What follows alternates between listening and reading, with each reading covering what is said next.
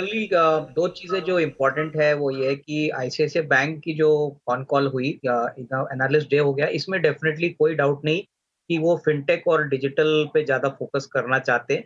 और जिस प्रकार की एसेट क्वालिटी, जिस प्रकार का एसेट लोन बुक ग्रोथ उन्होंने मेंटेन किया है, प्लस आगे भी करेंगे, मुझे लग रहा है कि डेफिनेटली मार्केट्स इस डेवलपमेंट को पॉजिटिवली देखेगा। बिकॉज कहीं ना कहीं मार्केट्स को ऐसा लग रहा था कि जो फिनटेक कंपनियां हैं वो बैंकिंग सेक्टर से थोड़ा सा बिजनेस ईट अप कर रही थी।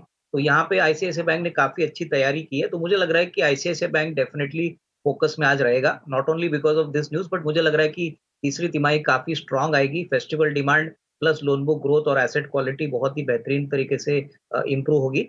और दूसरा जो इम्पोर्टेंट फैक्टर रहेगा आज मार्केट में, वो डिफेंस स्टॉक्स को लेके होगा। मुझे लग रहा है कि काफी नए डील्स शायद ये इंडिया रशिया एग्रीमेंट से आएंगे, और इससे डिफेंस एक ऐसा स्पेस है जो ऑब्वियसली इंडियन डिफेंस कंपनीज को भी काफी फायदा दिलाएगा। तो मेरे ख्याल से डिफेंस की कंपनीज पे नजर रखिए, specially companies like Bharat dynamics, Bharat electronics. तो मेरे ख्याल से डिफेंस और आईसीआईसीआई बैंक, ये दो जो न्यूज फ्लोज है, ये मार्केट्स को definitely in the near term ऊपर रखेंगे, और यहाँ पे आपको काफी अच्छा स्टॉक एक्शन देखने को मिल सकता है। और ये इनफैक्ट कुछ हद तक सही भी है, क्योंकि यहाँ पर एटलीस्ट संकेत जो हैं वो बड़े क्लियर हैं। जो क्लैरिटी थोड़ी सी कम है अविनाश, वो शायद ओमिक्रॉन को लेकर है। अभी पैनिक नहीं है, और शायद पैनिक होगा भी नहीं उतना, क्योंकि दुनिया भर में जितने मामले पाए गए हैं उसमें खुद अलग अलग देशों के भी जो हेल्थ एक्सपर्ट्स हैं वो यही कह रहे हैं कि कोई बहुत गंभीर स्वरूप धारण नहीं कर रहा है ये वायरस। तो इंडियन मार्केट्स के लिए कितना कंसर्न ये बन सकता है? क्या थोड़ा डिफेंसिव रहना बेहतर होगा, या फिर it's a phase which will just pass? I think फिर मुझे लग रहा है कि देखिए, ओमिक्रॉन वायरस के बारे में तो एग्जैक्टली बताना जरा डिफिकल्ट है, लेकिन मुझे लग रहा है कि अगर वायरस आता भी है तो डेफिनेटली हमको जनवरी या फरवरी का महीने के लिए वेट करना चाहिए। और सबसे बड़ी बात, मार्केट अभी काफी समय के अंडर परफॉर्मेंस के साथ ऊपरी लेवल छू चुका है।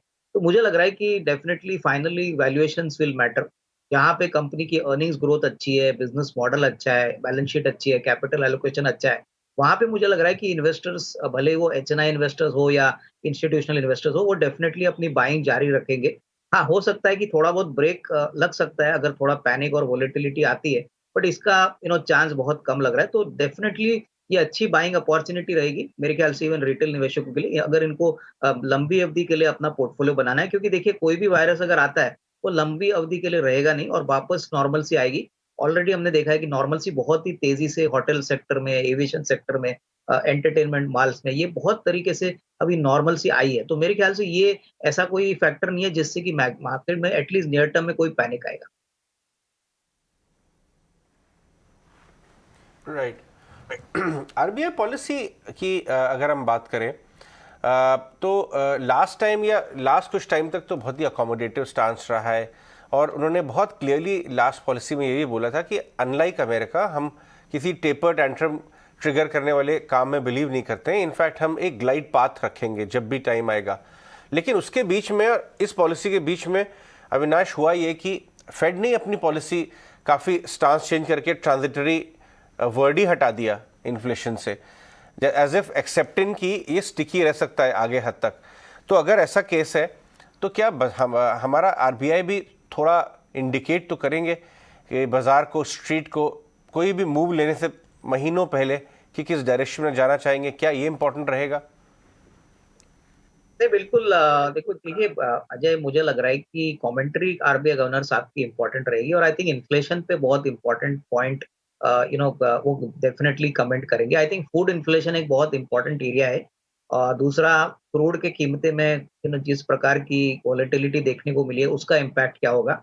और ऑब्वियसली अगर फेड की टेपरिंग शुरुआत होती है, तो उसका कहीं ना कहीं इम्पैक्ट हमारे डोमेस्टिक ऑब्वियसली पॉलिसी और रेट्स पे आना ही है। तो मेरे ख्याल से at least in the near term in this policy, Ajay, मुझे नहीं लग रहा है कि कोई रेट्स के साथ छेड़छाड़ हो जाएगी। अभी तक तो लग रहा है कि rates will be kept as neutral, but जो कमेंट्री रहेगी वो काफी इंपॉर्टेंट रहेगी, क्योंकि आने वाले समय में मार्केट्स ये कोशिश करने की कोशिश करेगा कि अगर इन्फ्लेशन थोड़ा और बढ़ता है तो इसका इम्पैक्ट इंटरेस्ट रेट्स पे जरूर आएगा। तो मेरे ख्याल से I think till that time, I think markets will be keenly awaiting in a wait and watch mode.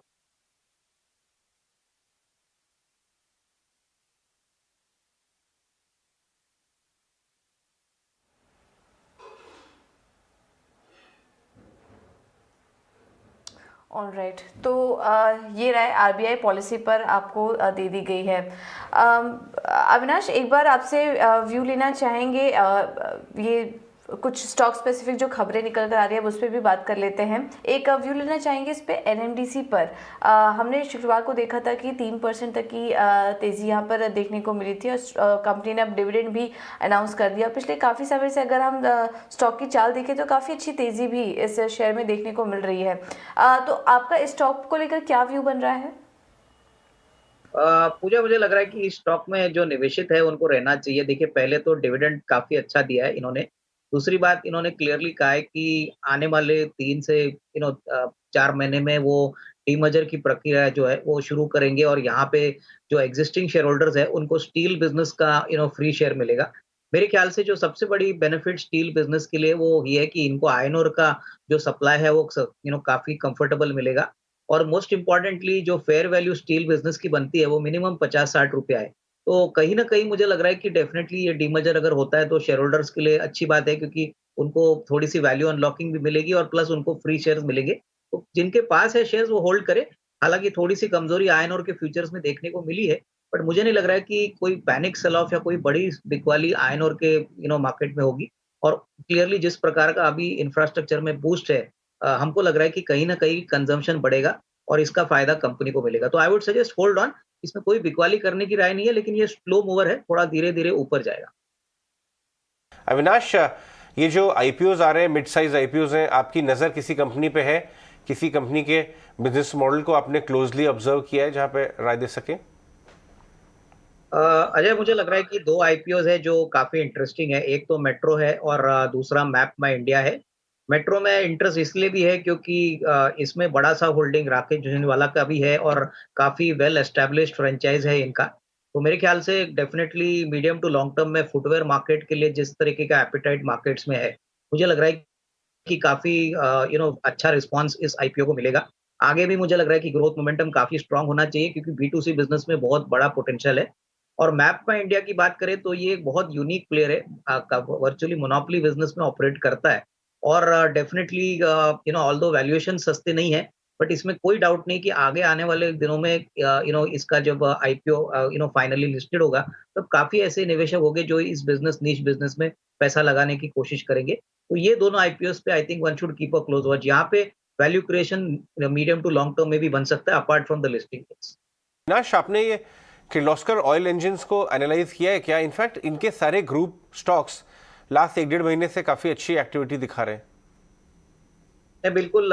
In fact Ajay, मुझे लग रहा है कि देखिए, किर्लोस्कर ऑयल इंजन्स एक कैपिटल गुड्स प्लेयर है, और ज़्यादातर एग्री और वाटर रिलेटेड जो एक्टिविटीज़ होते हैं वहाँ पे इनके पंप्स और ऑयल इंजन्स का जो इस्तेमाल होता है।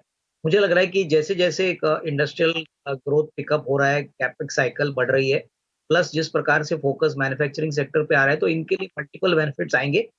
इसमें कोई डाउट नहीं कि जो फंड बेस्ड एक्टिविटी हो गई है, बड़े ब्लॉक्स एक्सचेंज होने के बाद यहाँ पे थोड़ा-सा और इंटरेस्ट आया है। स्टॉक नॉर्मली थोड़ा-सा इलिक्विड है, but definitely from a value proposition मुझे लग रहा है कि अगर किसी को लंबी अवधि के लिए निवेश करना है, तो even at these levels Ajay, ये अच्छी रिस्क रिवॉर्ड प्रेज़ेंट करता है, क्योंकि हमको लग रहा है कि एफवाई 23 काफ़ी सिग्निफिकेंटली अच्छा होगा, not only from top line but margin improvement के लिए भी। और कहीं न कहीं मेरे ख्याल से कैपिटल गुड्स के सेक्टर्स के लिए काफ़ी बड़ी पॉजिटिविटी मार्केट्स में है, तो ये भी फैक्टर प्ले आउट होगा। तो डेफिनिटली नेट-नेट लॉन्ग टर्म के लिए प्रॉस्पेक्ट्स अच्छे। देखिए, मुझे लग रहा है कि रियलिटी स्पेस में थोड़ी बहुत प्रॉफिट बुकिंग आ रही है, थोड़ा बहुत कंसोलिडेशन हो रहा है, लेकिन काफ़ी हद तक हमको लग रहा है कि ग्राउंड लेवल पे जो रेसिडेंशियल मार्केट है, वहाँ पे एक अच्छी ग्रोथ देखने को मिली है। मेरे ख्याल से अभी भी निवेशकों को क्वालिटी रियल एस्टेट प्लेयर्स को बैक करना चाहिए, और यहाँ पे मुझे लग रहा है कि गोदरेज प्रॉपर्टीज़, ओबेरॉय रियल्टीज़, इनफैक्ट सोभा डेवलपर्स, ये सारे जो कंपनीज़ हैं, यहाँ पे बहुत स्ट्रॉन्ग ग्रोथ विजिबिलिटी है। काफ़ी अच्छी पाइपलाइन है प्रोजेक्ट्स की। तो मुझे लग रहा है कि कोई भी गिरावट अगर आती है तो यहाँ पे एसआईपी मोड से थोड़ा-सा खरीदना शुरू करना चाहिए। मुझे लग रहा है कि not only FY 22 but FY 23 में business as well as margins इसमें काफ़ी अच्छा इज़ाफ़ा होगा, और obviously inventory sales during Covid time भी काफ़ी स्ट्रॉन्ग थी। तो ये सब कहने के बाद मुझे लग रहा है कि ये तीनों स्टॉक्स पे डेफिनिटली बाय ऑन डिक्लाइन की स्ट्रैटेजी